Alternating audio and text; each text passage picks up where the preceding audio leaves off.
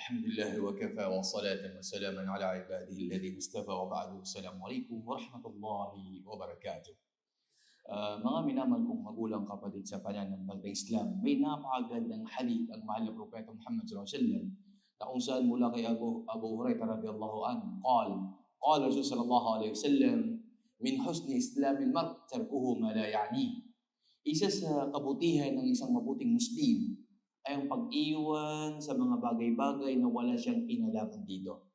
Isa sa kabutihan ng isang Muslim na kung saan ay hindi iwanan ang mga bagay-bagay na wala naman siyang kinalaman, either sa salita o gawain. Mas mainam sa isang Muslim ay na kung saan maging aware siya sa kanyang mga pananalita, sa kanyang mga gawain, at huwag maghimasok sa mga bagay-bagay na wala namang siyang kinalaman dito.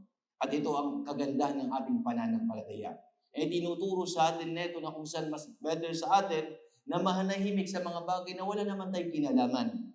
At pagtuunan natin ang pansin ng ating mga sarili. Pagtuunan natin ang ating mga sarili sa mga gawain na kung saan anong makakabuti sa ating din, sa ating relihiyon. Yes, tulad ng mga gawain pagsamba, pag-aaral ng Islam, pagbabasa ng Quran, pagdidikir, pagdadawa, ito dapat abalayin natin ang ating mga sarili sa mga bagay nito.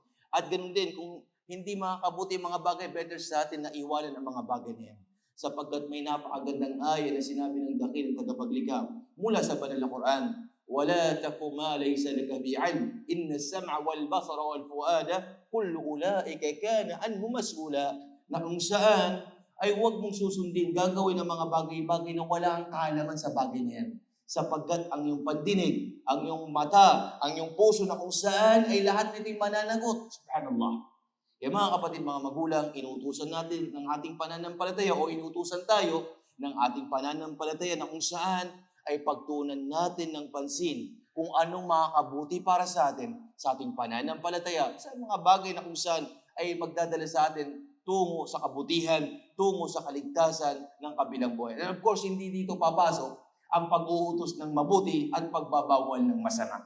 Sapagkat obligasyon ng bawat Muslim na mag-utos ng mabuti at magbawal ng masama. Kaya maraming salamat, hanggang dito na lamang. Wa akhiru da'wana alhamdulillahi rabbil alamin. Assalamu alaikum warahmatullahi wabarakatuh.